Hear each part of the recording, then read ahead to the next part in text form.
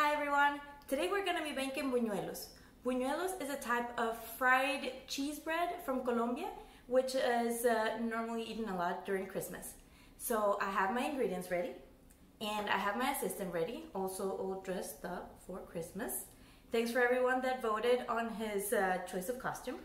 So if you have any questions, let me know, and if you missed any step of the video, just rewind it. We're ready to start, right Jack?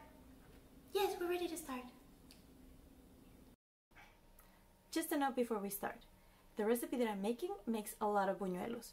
So you have the option to make that one and maybe put half of the dough in the fridge for later or for a different day. Or I'm gonna also give you the list of ingredients and measurements for just half a recipe so that you can make it for a breakfast or for Christmas.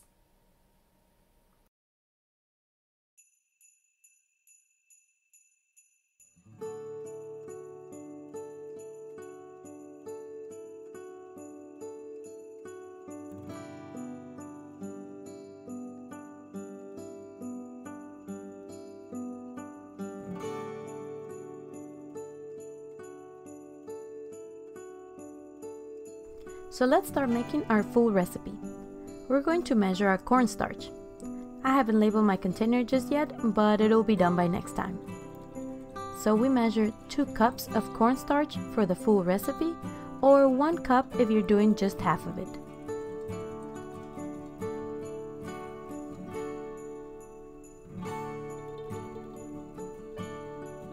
Oops, let me fix that bow tie just a second. There we go. Perfect. So we measure our 2 cups to the brim, as always. No more, no less. I'm not going to fast forward this time to remind you of how we measure our ingredients the correct way. So we put our cornstarch in our cup. We don't try to push it down, we just try to make sure that it's to the brim, and we use either a spatula or a butter knife to make sure that it's straight to the brim. And we put it in our mixing bowl or a big bowl where we will mix it by hand.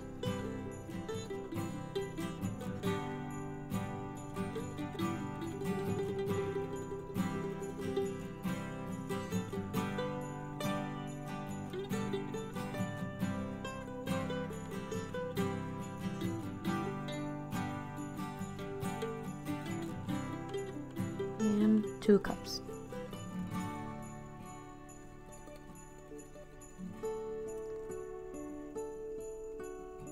And we put this away. Oops.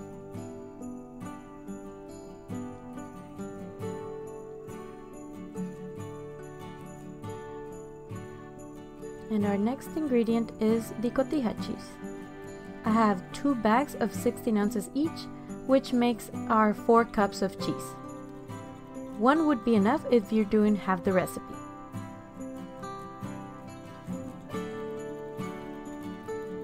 So let's open the bags and add them to the bowl.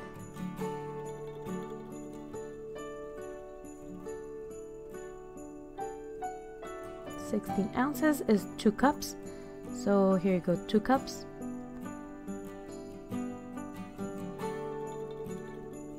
And now the other 2.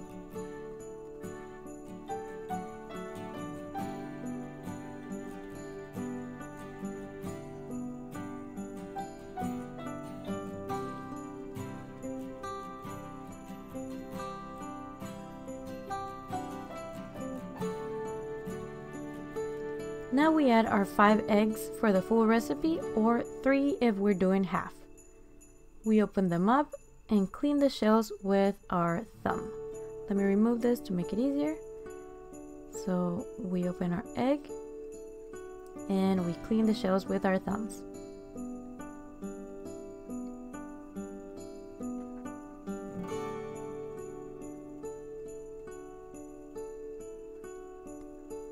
Quick kitchen tip, if you drop an eggshell in it, just wet your fingers and you can dig it out without any issue.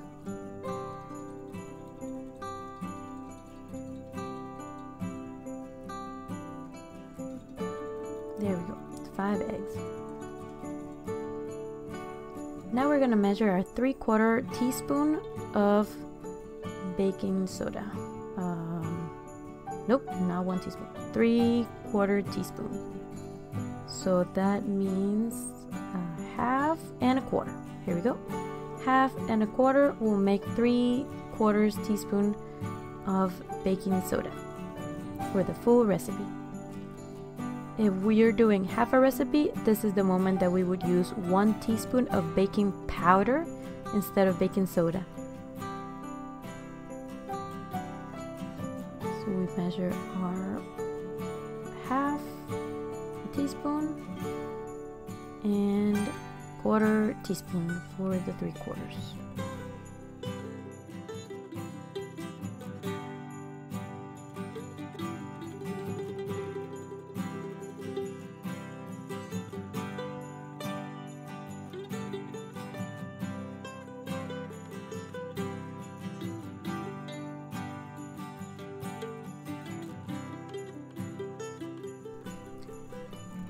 And our 2 tablespoons of sugar for the full recipe, or 1 tablespoon for half.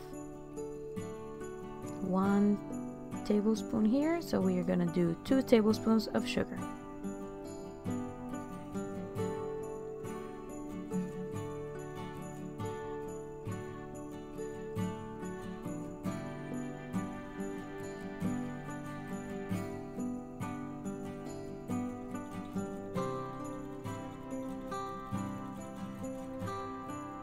For the 1 cup of queso fresco, or part-skim milk cheese, as the package says, we get our grater and our container ready to start working on it. If you have any other tool to grate the cheese, then that is definitely great. Sorry for the bad pun.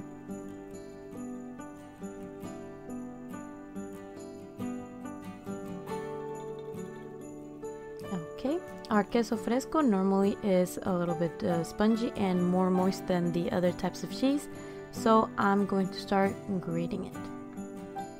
We will need 1 cup for the full recipe, or just half a cup for the half recipe, obviously.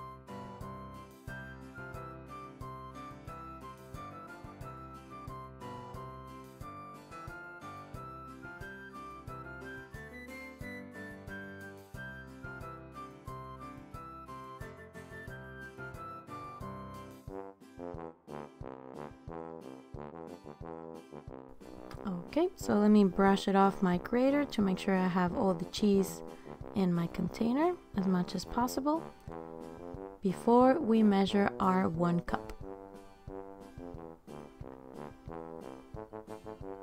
Okay, here we go, our 1 cup of our queso fresco.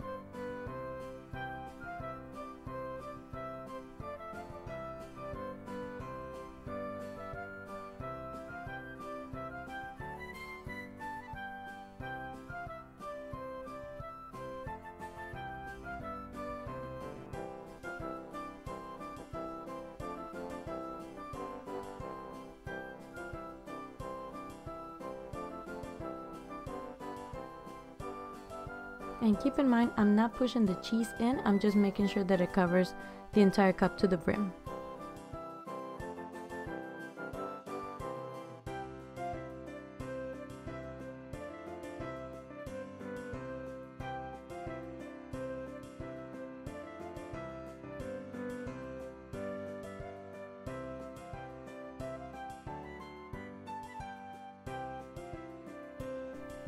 We're ready to mix this all in.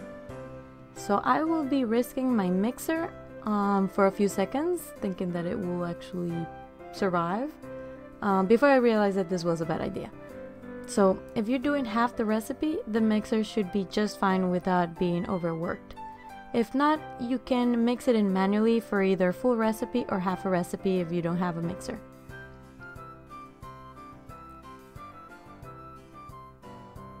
It should be on about low speed, and pay attention to see if the motor gets a little forced, so that's why I stopped mine.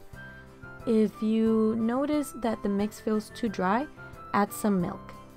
It should be between like a tablespoon to a quarter cup, but do it slowly just to be sure that you don't overdo it. So let me mix this a little bit more even, and I'm gonna try once more with my mixer and adding some milk.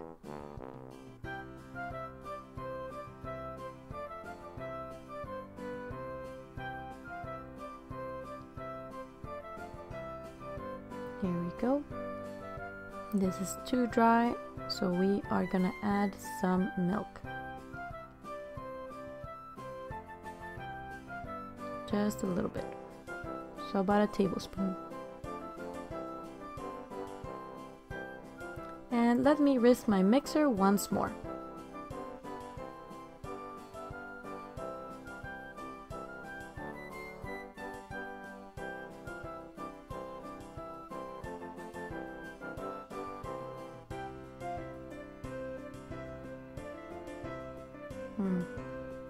And I'll decide that I actually don't want to buy a brand new mixer because I might ruin this one, so let me just continue mixing this by hand. So let me take this off, and I'll clean it there on my bowl before getting ready and mentally prepared to mix this by hand.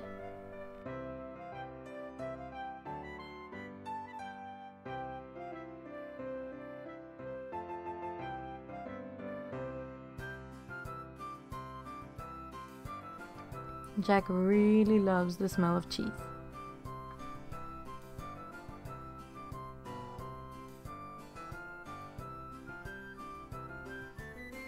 And keep in mind, if you feel that the dough is a little too dry, add milk, but just little by little.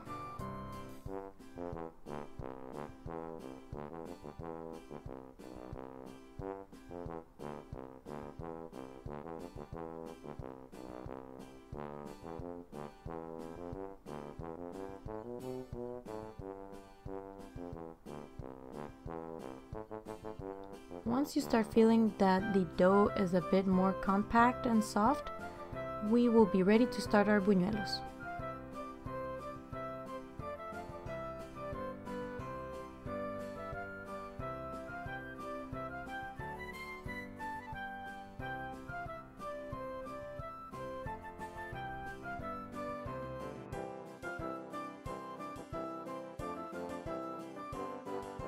Here we go.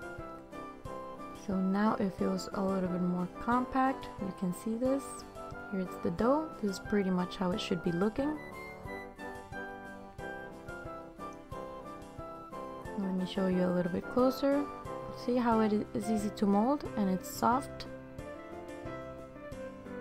Yep, we are ready for these buñuelos.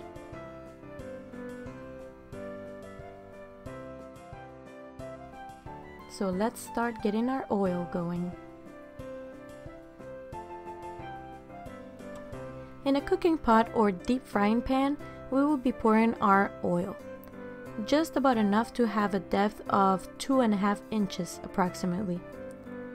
We will be turning on our stove at half before medium heat. So for example, if your stove has 10 levels, then turn it on to 4.5. If it has 8 levels, then do 3.5. And so on and so forth. Hopefully you get the idea. If you have a cooking thermometer, make sure to heat the oil to 350 degrees Fahrenheit before starting to make the buñuelos. I normally use vegetable oil to fry them. And wait until the oil heats up before making any buñuelos.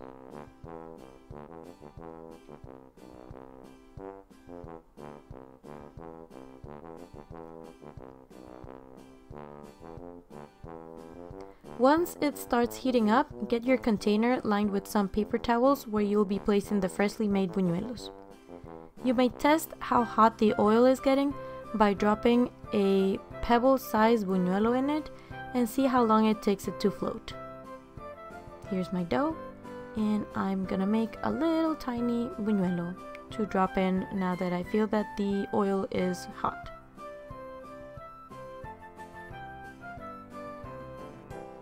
Careful not to get burned.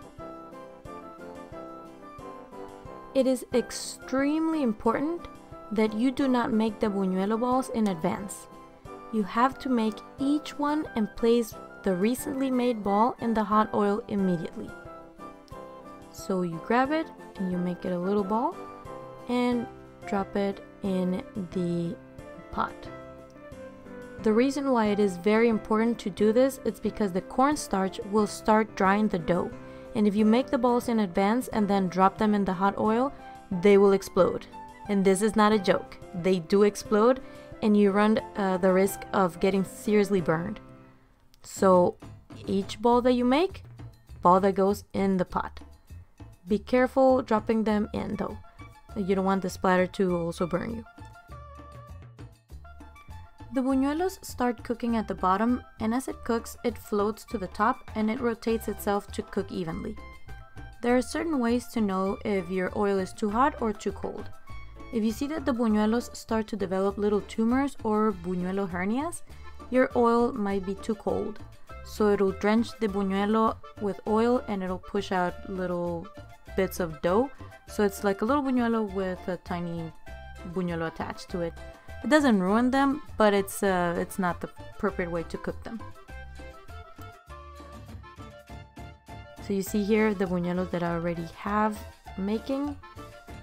You see the spot where it started cooking once it got dropped in, and you can see how they rotate. So I have one that I dropped recently, is still at the bottom, another one that is doing his rotation, and I normally put the new one on top of the one that's already at the bottom to kind of make sure that it doesn't stick.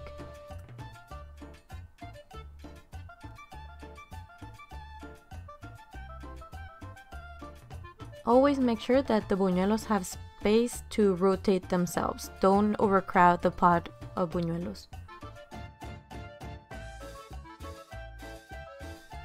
As they start getting cooked, they start floating a little bit faster and higher. So just keep an eye out for them. Let me remove my testing pebbles, and you can see my buñuelos getting all pretty and cooked.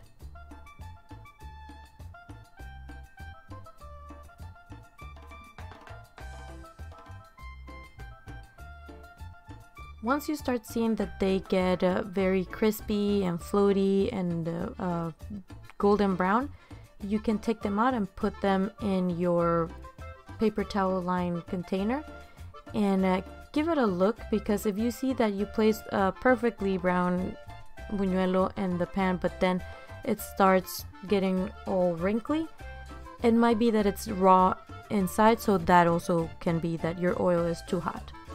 So try to keep it uneven, 350 Fahrenheit. Keep an eye out for them. You see how that one is floating? That one is a little bit deeper, and that's how they rotate. So let me drop another one over here, bounce off the one that's already floating, and let them do their thing.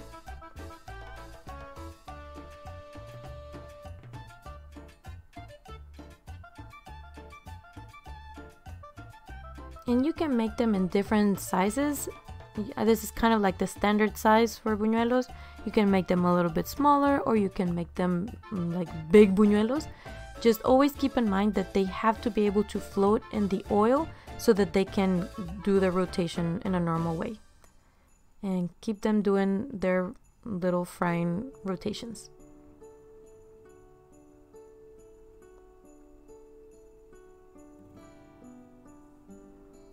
And since I made the full recipe, I'm going to save the other half of it and put it in the fridge to make another day.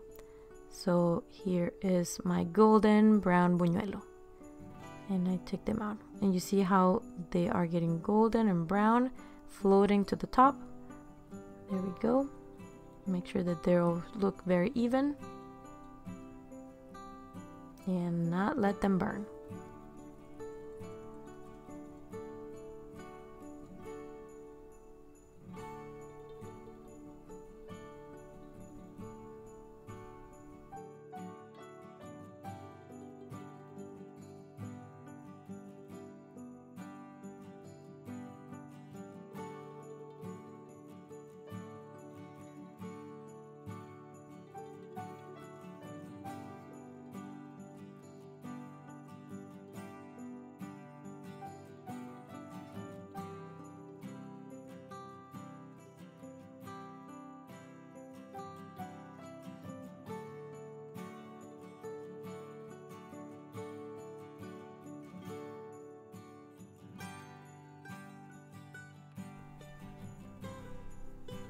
So let me show you how the inside of a buñuelo looks like while I try not to burn my fingers. Ow. This is still hot. Okay, let me try again. So here it is. It looks all spongy. Let's see, inside. There it is. So it looks like a spongy bread inside with a crispy outer layer. They are very delicious and they are cooked thoroughly. Perfect buñuelo. And there you have it. Some yummy Colombian buñuelos that you can eat with hot chocolate. Smelly delicious. There's your hot chocolate, and thank you so much for watching and have a great Christmas. Say bye, Jack. Bye. Merry Christmas.